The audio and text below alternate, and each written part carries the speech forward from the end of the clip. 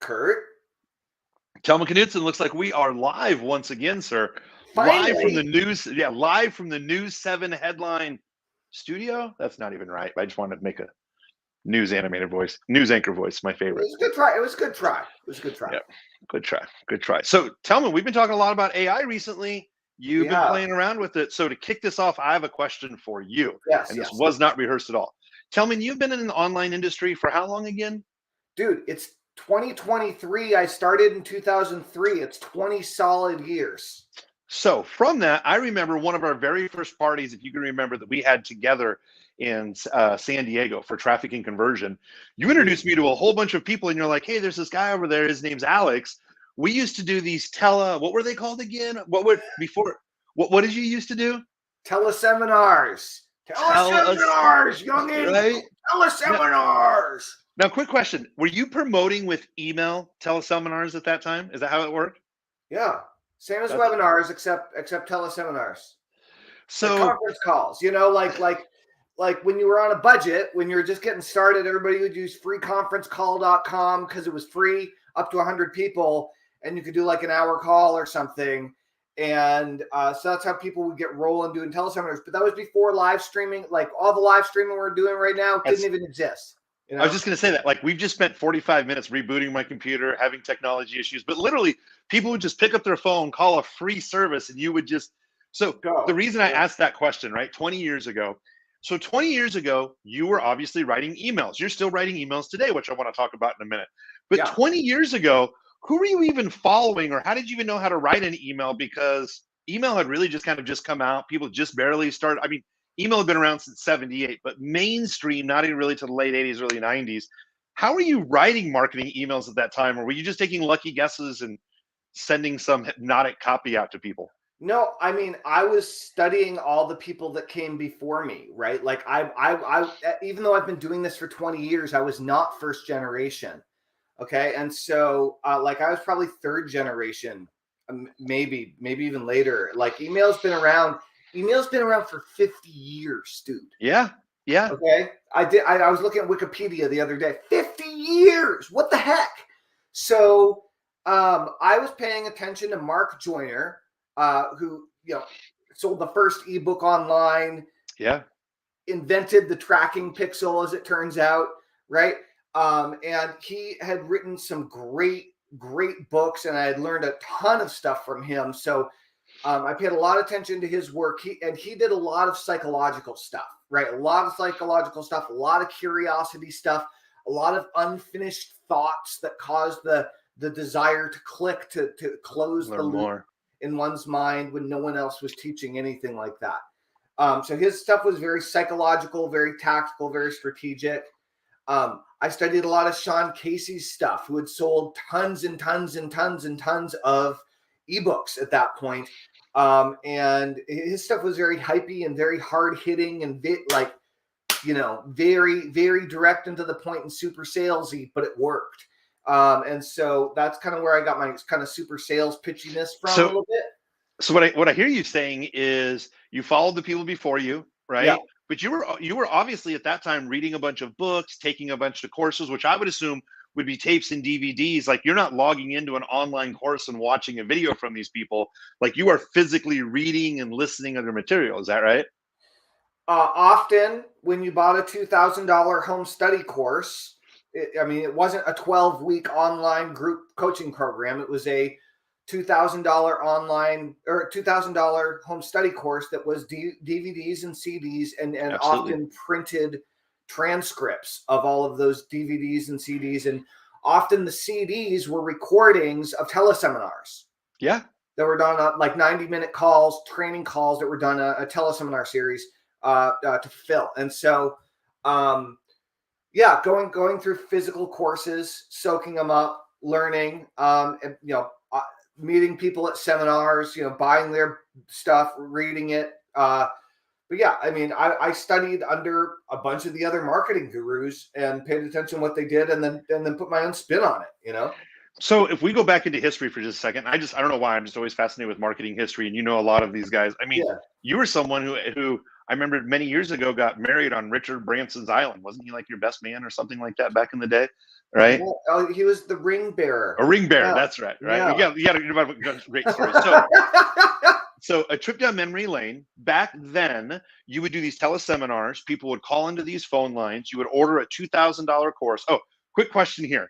Yeah. The $2,000 course, how would you give someone your money to buy the $2,000 course? 20 years ago, could you swipe a credit card online, or did you have to mail a check to get your $2,000 home study course? I wasn't in the mailing the check days. That was before my time. Okay. So before my time as a direct response marketer, right? Okay. So yeah, we'd send people to a link, and it would be like, go to workwithtellman.com, and it would redirect to an order form, and they would fill out the order form, and it would get processed much like it does today. Stripe wasn't around. Everybody had different payment processors, but yeah, go through an Infusionsoft, form, something like that. So back in the day, you would just to go through the steps, you would call into a teleseminar. Someone would record the teleseminar. Someone would probably edit the teleseminar, and stuff like that. And then, of course, you had to make it into DVDs, which you packaged it up, try to figure out how to receive payment. And then once you receive payment, you would send out the DVDs, which I know that printing DVDs is not 100% accurate. So sometimes there are blank DVDs. Oh my God. You have your workbooks. So let's fast forward now 20 years. So I talked about last time that we were talking, I did a 6.5-hour presentation, which is crazy. And it is hard to edit a video that's that long. But within 48 hours with AI, I cut 45 videos from that 6.5-hour training. They're put up inside of a training center. There's a sales page that's already putting up that ChatGPT helped us write. And now we can literally deliver everything we talked about before would take, I'm just curious, I won't even say it. How long would it take to take a teleseminar, to turn it into a course, to turn it into a physical product before you started selling it 20 years ago? What would that time frame look like? Well, you know what? Here's the thing, Curt. It wouldn't be before we started selling it, but it would be before it was delivered successfully to the customer. Good point. Great point. Because often, as is still the case, we like to come up with an idea and sell it. And if it sells, then we create it. And if it bombs, then we refund the money and we don't create it, because we don't want to create something that nobody wants, right?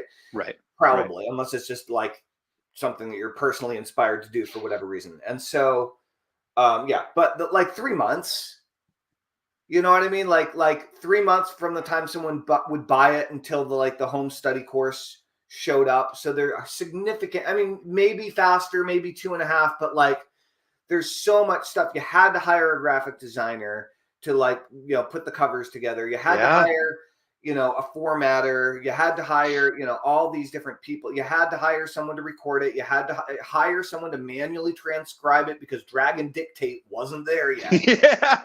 Yeah. Right. So it's interesting because, like I said, I did that 6.5-hour training, used AI to cut all the videos down, transcribed all the videos, put it all into a workbook. And roughly within 72 hours to almost the 4-day mark, we were done creating the product. And all we had to do is just come up with some of the sales material, which we use ChatGPT with by looking through all of our content to help us construct, what are the frames, what are the copywriting frameworks, and what are some of the persuasion techniques that we can use in our course. So let's fast forward 20 years. So now, Tellman, you're using AI to write some of your emails. What's the big difference between what you know now versus what you know then on how you use ChatGPT? Because it wasn't obviously around 20 years ago. What are you using that tool for today? Okay. So it's going to keep changing, I think. And I was resistant to it. And I was like, all right, I'm going to try this thing and see what I can get.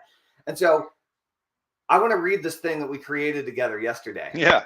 Okay. And because this illustrates my point.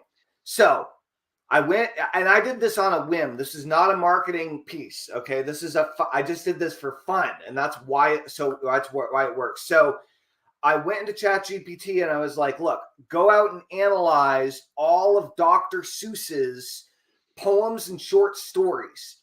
I want you to write a unique Dr. Seuss poem, indistinguishable from Dr. Seuss, but not a copy or a ripoff or a knockoff of something that he's already written. Make it new and unique, but completely following his style. And holy smokes, I was laughing so hard. Are you ready? Please. Okay, here it goes. In a world of whimsy and wacky delight, where rhymes dance and dreams take flight, let me conjure a tale, fresh and bright, in the spirit of Seuss, with all my might. In a realm where creatures grin and giggle, and trees talk, and even rivers wiggle, there lived a curious, cuddly chap with a hat of stripes and a joyful clap. His name was Flim Flam, a friendly fellow, with a nose that wiggled like bright jello. He skipped through meadows tall and green, tickling flowers. Oh, what a scene! Flim Flam's friends were quite peculiar, too. There was Snufflebum, with a nose like a screw, and Twinkle Toes, who danced with the breeze, with ribbons and socks up to his knees. One sunny day they embarked on a quest to find the fabled treasure chest, hidden deep in the enchanted wood, where magic whispers as it should. They followed a trail of candy cane crumbs, through valleys of laughter and joyful hums. Giggling gnomes led the way with cheer, as they hopped and skipped without a fear. But lo and behold, a tricky challenge arose, a riddle from a wise old rose. To reach the chest and claim your prize, you must solve this riddle, no telling lies. Flim Flam scratched his furry chin. His eyes sparkled, ready to begin. What has roots that touch the sky, yet no branches wave as years fly by? His friends pondered, their faces perplexed, until Snufflebum giggled and stretched. "It's a mountain!" he cried with glee, "and the answer to this riddle, you see." The enchanted wood applauded with delight as the treasure chest emerged shining bright. Flim Flam and his friends opened it with glee and found dreams and wonders as far as the eyes could see.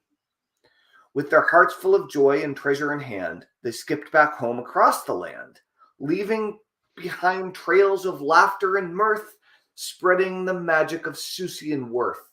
So in honor of Dr. Seuss's legacy profound, a new tale is born with whimsy unbound, where characters dance and dreams take flight in a world of wonders, day or night. So I have a couple questions with this. This is really, really, really good. So we talked about actually in our last episode is a lot of people who just get used to filling in the blanks. They're not going to be around anymore. You asked a really creative question, because what I love how your brain works is you love cartoon characters, you love mascots. So if you were to write what you just gave me 20 years ago, how long do you think it would take for you to create that? Or would you even be able to create that much detail from what you just read that ChatGPT did for you over the weekend? I'm not that good of a rhyming poet. That was amazing. Most of the rhyming poetry emails that have been written that have come from me or my company, I did not write those. I often hire writers who have better vocabulary than I do and better mastery of words. It would have taken me at least all day, and it probably wouldn't have been as good. Honestly. Unless I was like practicing writing Dr. Seuss poems every day for like a year or something. And then I'd probably be pretty good. But like, you got to do the push-ups, right? That was good. No, I mean, it's just, I just believe that creativity is going to be able to be enhanced. You asked a really good, really unique question and got a really, really good output. So when we first started doing this, even off camera, 3 or 4 episodes ago, you were really apprehensive with AI overall in general. You're asking some really good questions to it. Is your mind changing at all? Are you excited about it? What's the Tellman brain after 20 years in marketing think after playing with this for just a little bit? Dude, I'm so torn. So right? I am absolutely certain, okay, that we are all being assimilated. All right. This is the dark side of AI, and it absolutely exists. And it's so like ignore it at your own peril. Okay. It doesn't mean that AI is only dark. All right. But there is a dark side to it, which is like, holy smokes. I wrote this awesome thing that just, it was like, I love to read it. Like I even take pride in reading it, even though I didn't write it. Okay. And like, I'm like, I read it as if it's my presentation. Like the guys that built ChatGPT are the people who should be taking credit, not me. And so the degree to which it's so powerful, but like we are going to get so reliant and so complacent, and it's going to replace so many of our skills. Totally agree. If we allow it to. And so that's it can become an enormous crutch, and to the point where, like we talked about with calculators the last time we live streamed, like absolutely did the same thing. Yeah. Nobody does math in their head anymore unless you're like a supersonic mathematician. You probably still don't do it in your head, right? And I think the same is going to happen with writing. I mean, it's not like nobody will do it anymore, but it will become a skill. But here's the thing. I asked ChatGPT to write a biography of me. Okay. And they wrote a mostly correct, but some completely fabricated alternate reality details. Now, just to be clear, you have a unique name, so it's not like John Smith, where there's lots of people out there. Once you say Tellman, most people know what you're talking about. Just to be clear, did you ask ChatGPT to say, hey, do you know Tellman Knutson, and write a bio? Or did you give it a long bio and say, hey, write a bio like this? What was the prompt that you did to help write your bio? Ooh, I could tell you maybe. Well, so for example, while you're looking this up, I had my bio recently written by ChatGPT. So I had a mutual friend of ours, Alex Catoni, many years ago, write me a bio before I went on stage. So I took her bio that she wrote for me, put it inside ChatGPT, added some new things that I have, and I said, hey, look at this format, because I found this blog like on Medium that I really liked, and write my bio very similar to see the bio on this page. And it wrote a pretty good bio, but I fed the information. Now, I've heard a lot of, like, our friends, John Benson, has said, hey, ChatGPT, write a bio for me, and it makes some weird things up that have never happened before, but he was just asking a straight open question versus giving it some parameters to run off of. So I was curious, did you ask it to look you up, or did you put in some information about Tellman? I put write a biography. I'm not finding the page where I prompted, so, but I said it was fairly short. It was write a biography about Tellman Knutson. And it was mostly right, but like it gave a different college that I went to, and my birthday was different. And it said I had started a podcast that one of my colleagues started. Right, I've seen that. Gave me credit for it, so it was interesting. So that's the dark side. Okay, is that we can become very reliant on this incredible tool. The upside is that, like, I did write an email with ChatGPT wrote an email that I asked it to write that got a 50% increase over my average daily email broadcast for clicks, and it generated sales for the product that I was selling at an increased rate for the day. That was let's talk about that. What did you do differently in that email that you used with ChatGPT? Did you say analyze an old email to come up with a new one? Here's our new offer, the persona we're going after. I have my prompts to do this, but I'm curious, what were the prompts that you did to create that email that have just really just rocked it for you? Geez, so I've been looking back on this, but I'm trying to get you the really good one here, so that I can tell you. But like, first of all, what I found, I did some this morning that I think are gonna rock, but I haven't tested them yet. Where I fed ChatGPT 3 winning emails, all from the same mascot that we already created, and said, write a 4th, 5th, and 6th email like this, in this style, in this tone, from this character, using the same style, subject lines, and emotional hooks. And like, it wrote some stuff, and I was like, cool, make it more sci-fi. And then it made it really cool, but the reading level was too high. So like, it's just like, it's like we have this massive like sculpture telescope, and we just like all these lenses. That's a good way to say it. Until we get things into focus, you know. But what I did do is I did my first, and it was, I don't like it enough to publish it right now, but I did my very first attempt at creating Tellmandroid using using an AI stack, and created a video, an animated video character talking about email marketing that was like the first video Tellmandroid, the clip that exists. So that was kind of cool. Have you tried? I don't know if I sent you the link. Have you tried DID yet? Do you know what that is? DID lets you basically, you can use, like, there's apps that you can get on your phone to turn you into an avatar, right? Like a superhero avatar or whatever. And then you go to it's D-ID. You go to DID, you can upload that image, and it gives you 5 minutes free a month. And I think it's like for $25, you can get 20 minutes.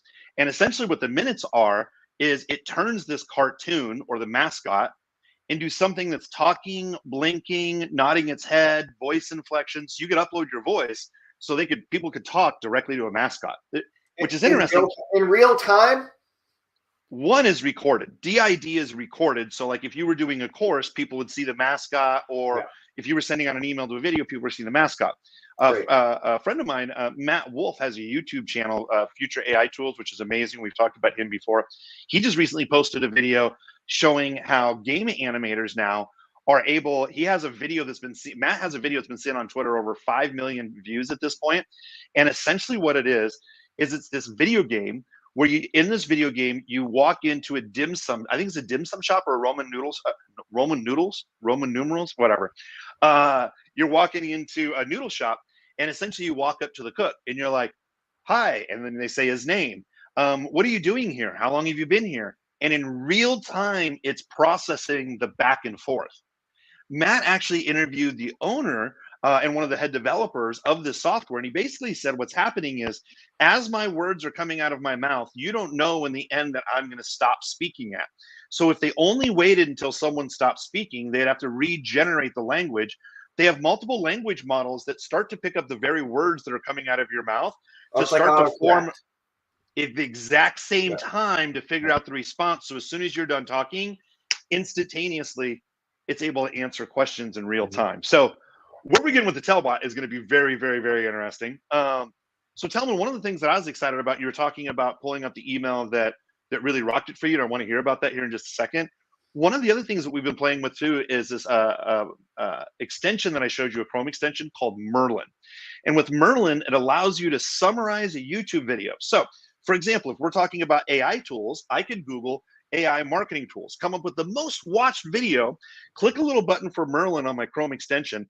It's going to give me an entire summary of what was said in the video and even timestamps. That's pretty cool. But what happens is Merlin can also be attached into ChatGPT-4. So then you can say, hey, Merlin, write me a TikTok-style script that's 1 minute long that captures the summary of this video. Give me 5 headlines and hooks that would get people to watch this video for the first 5 seconds. Make sure the video is not more than 1 minute long. And it automatically cranks out scripts. Now it cranks out a script. I then say, what are some scenes inside of this video that I should use to make it more engaging?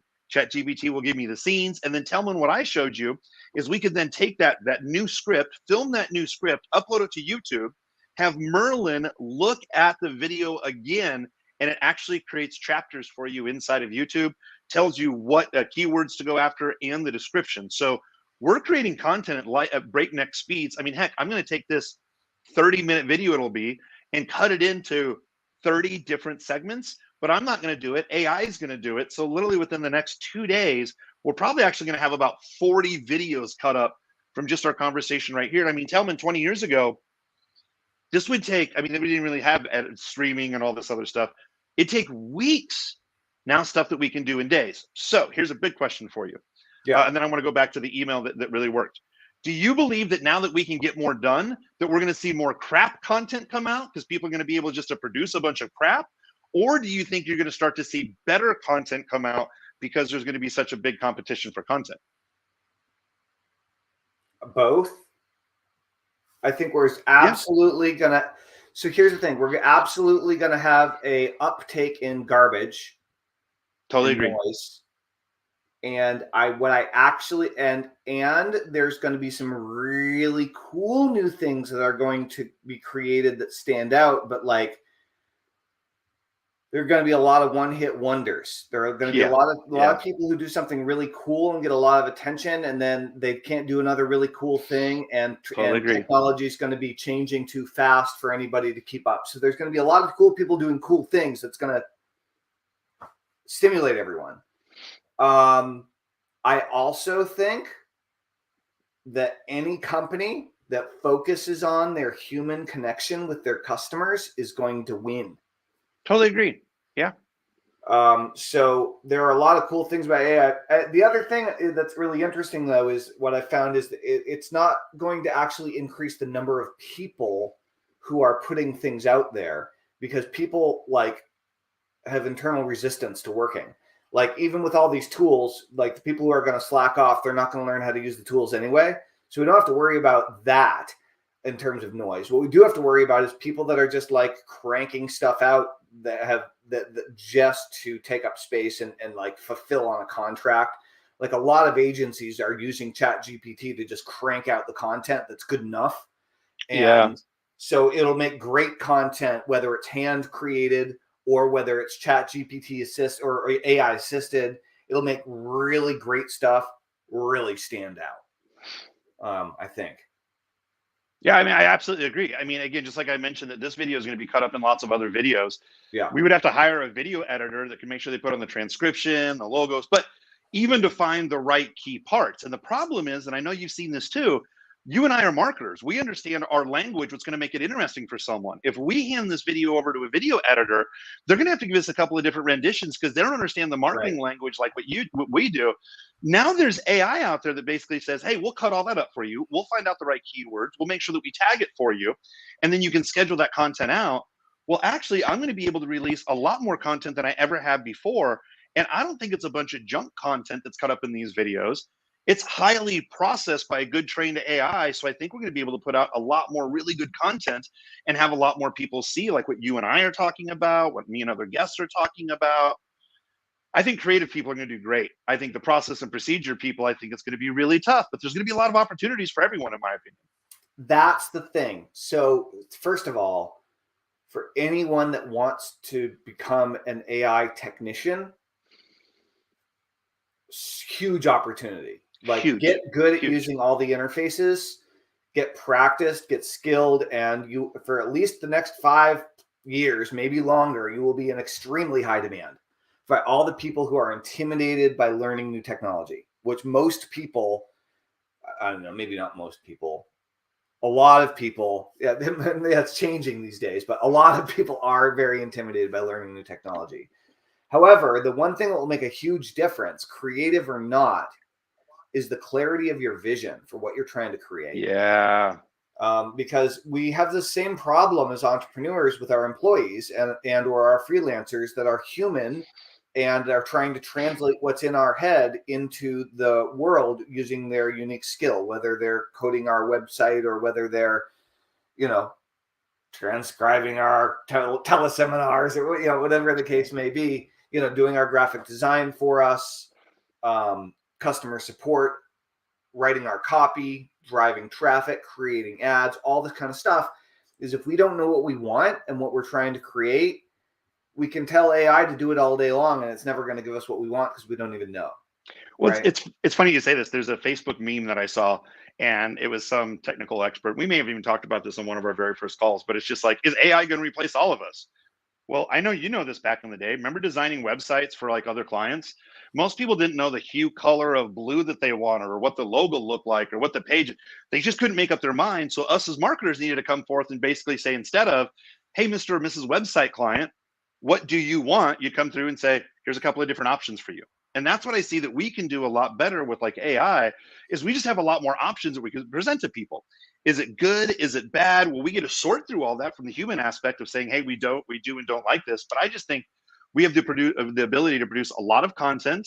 And if we look it over, we have the ability to choose on what's good and what's not, and what we want to publish versus, I know this, you know this as well too. There's going to be a lot of people out there that are just publishing a whole lot of crap because they're like, content's king. I'm just going to make a mess of the internet. And Google fights against that, right? Microsoft fights against that. They try to figure out what is the most relevant. So yeah, that's called spam, right? I mean, it's basically spam in different mediums, which is interesting because on one point, and then I want to kind of wrap up this call, but it's just kind of an interesting point here real quick, Tellman. So you've been in this marketing game for a while. I've been in this marketing game for a while. We have a lot of friends who are content marketing experts at building out blogs and writing a lot of this long form content on websites. Well, now when you have like Microsoft right now and Google's looking into it to summarize content, you know, like when you Google a question right now on Google, the answer comes up right there. It doesn't even show the website. There's a link to it, but it shows you the answer without clicking to the website. I'm really curious. Have you thought about what do you think is going to happen to some of our friends who are content creators who rely on SEO and website traffic when right now AI is going to summarize up all this content? There's no need to go to, and I'm just making this up, a hypnosis website to read through the 12 different blogs that you created years ago. AI is going to summarize it up. So do you think some of our friends who are content creators, old school blogs are going to go away? Or do you think there's still going to be a lot of room for people to have their own blogs, their own content that doesn't get outside the noise, if that makes sense? I think that mediums of creative expression rise and fall. The newspaper rose and fell, radio rose and fell, teleseminars rose and fell. It's kind of interesting. BuzzFeed, for example, perfect example. BuzzFeed 4 years ago was crushing it during the pandemic with their listicles, meaning like the top 10 of this. BuzzFeed filed for bankruptcy. Right. So did Vice. You're 100% right. You're 100% right. Direct mail rose and fell. And now it's on a rise again. Well, that's the whole thing is it rose and fell and stabilized, and that doesn't mean it's done or it can't do it profitably. But like in terms of its pervasiveness and accessibility and its trendiness, you know, when everybody jumps on something just because it's trendy and it seems to be working. I mean, the deal is when everybody jumps on something and because it's trendy and it seems to be working, eventually it's not going to work anymore. Yeah. That's the deal, because it becomes the standard. It no longer becomes interesting, unique. There's nothing special. So sure, SEO may very well like completely go away as we know it, and writing blogs could be a total waste of time, possibly. I mean, but there will always be networks, even as AI rises, there will always be networks of humans resisting. You know, resisting the plague of the artificial intelligence that's, you know, assimilating us all. But there will totally be human resistance, right? So at this date right now, I'm just curious to kind of wrap this whole thing up. What you've been playing with, what are you most excited about AI, period? And then what are you most excited about that you're going to work on this week with AI? Oh. On the spot. Crap, Curt. I like getting up and just I've been just freestyling. I mean, I guess I will. I'm working on continuing to refine the voices of our mascots so that ChatGPT can create emails that do as good or better as something that I would write. And so I'm writing emails with ChatGPT to outdo myself, and that's kind of where my head's at. So, right now, what I'm looking is doing more interviews like this. I think we're gonna, my business partner and I are gonna do a podcast all around tacos and talk about marketing. I want to continue to do this with you, but now what we're able to do is, I just mentioned, we were just on with a mutual friend where I did a 20-minute interview, and it was actually I did this training for this individual. We talked for 10 minutes up front. I did the entire training, talked for another 10 minutes on the backside, ended up being 22 minutes. I created 30 pieces of content from those 22 minutes. One piece of content I just did a test post on, got 1,200 views over on TikTok, 800 views over on Facebook. I still have 29 plus more things to post. We just did a 30-minute here. So between just two 30-minute interviews, I'm going to have enough posts for 2 posts a day for the entire month. And I'm only talking 2 interviews. 2 posts every single day. And what I'm seeing is if you can just amplify your content, these 1-minute videos are just crushing it. I'm trying to find out all the different ways, Tellman, even by taking a talking head, putting it into AI, writing a full script, have that talking head and that AI voice read the entire thing off, drop it into one of the softwares that I showed you to cut up all these 1-minute videos. we're still going to have conversation, but I'm probably going to create a lot of content with just a talking head that's automatically cut, edited up, and scheduled out, so I can just reach more people about some of the messages that we're talking about. I love this content creation. Dude, we talked about this earlier, and it slipped my mind when you asked me the question directly. So let me re-answer your question. The real answer is shout out to Eric Oliver, and so here's why. So we just launched. There's not even a sales letter. Okay, we just launched getshitdone.com.